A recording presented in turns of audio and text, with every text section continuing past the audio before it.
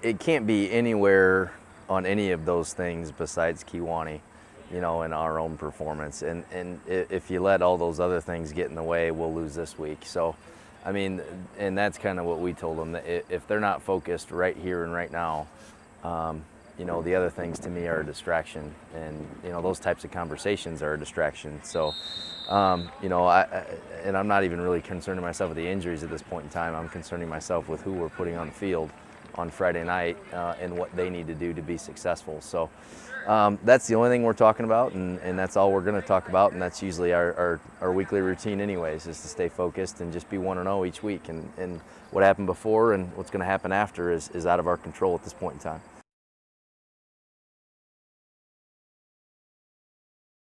Well, philosophically, we haven't, and we talked about playing our style of football. We haven't done really much of this year, and part of that's playing field position. And you know, we talked about their scores that they had, and only 2 of them were actually started in minus territory. The rest of their scores were in plus territory. So, you know, we have to do a better job of flipping the field and playing field position. And we're not currently doing that at all because we're turning over the football. We had 9 penalties for 75 yards, and then we had punts of 11 yards and 5 yards. So when you give a good football team, basically, you know, we gave them 2 scores on the 10 and on their 5.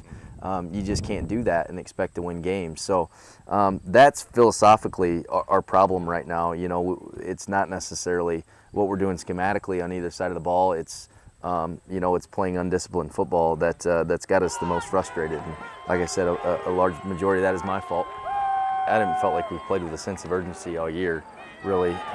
So you know, that's one thing we talked about too. I think we got to do that. You know, I thought we were real lazy, you know, getting to the line of scrimmage against St. Bede. So you know, we have to play with more of a sense of urgency, with more of a giddy up, so to speak. And just play with more energy and enthusiasm. You know, we haven't really shown that in the last couple weeks, so we want to get back to that. They're a good football team. You know, they were beating Newman in the 4th quarter and just lost. They were beating St. Bede throughout the course of the football game and just lost, you know, by a touchdown. So, you know, they're a very good football team that we have to be prepared for. It'll be a 4-quarter football game again on Friday night. They'll throw it quite a bit. It doesn't matter what down it is or field position or any of those things, because they do have some very nice skilled players, some big receivers, a short little younger receiver, a little slot receiver that's very, very fast. So they like to get him the ball in space as well.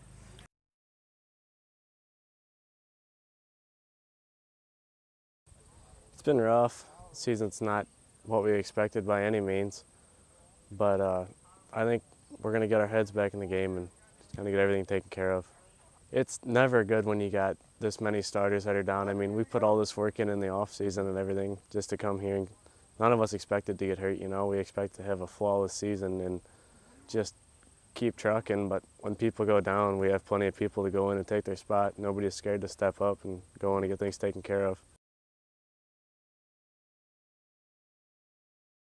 Was our leader in the all off season. You know, he was a tremendous leader in the weight room. You know, we got tremendous work ethic. So yeah, he calls our defense. You know, so that's teaching somebody else the signals from the defensive coordinator. It's just another layer of things, without a doubt. But yeah, he controls the huddle. He controls everything. When people get down, or you know, we're having a bad game or something, I'm out there and I'm trying to keep them going. I'm like, hey, we just got to move on to the next play. Just forget about it. And we have more things to worry about than the last play that we messed up or something. We have a game to get taken care of and win.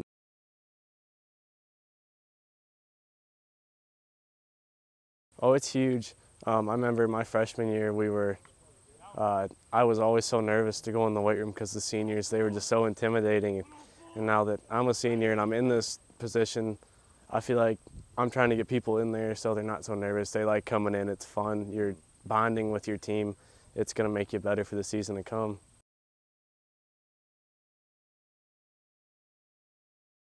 I mean, as a team, we all stand out very well together, but one person who's helped me personally was Chris Shump. He was the one who drugged me into the weight room to begin with my sophomore year. And From then on, me and him bonded, got super close, and we started just getting kids left and right because we were so much fun to be around. We just started bringing them into the weight room with us because we want to make this team so much better. I mean, without him, I'd never be where I am. I'd have never got so into football and started playing and just started wanting to get better because it was so much fun. And he's talked me into it and just kind of dragged me along and got me ready to go.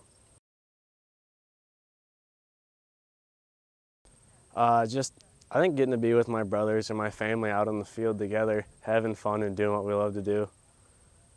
Putting a good lick on somebody? Oh yeah, for sure. Just going out there and making that great hit and looking up and your teammates are so happy and your coaches are happy and it's just a great time.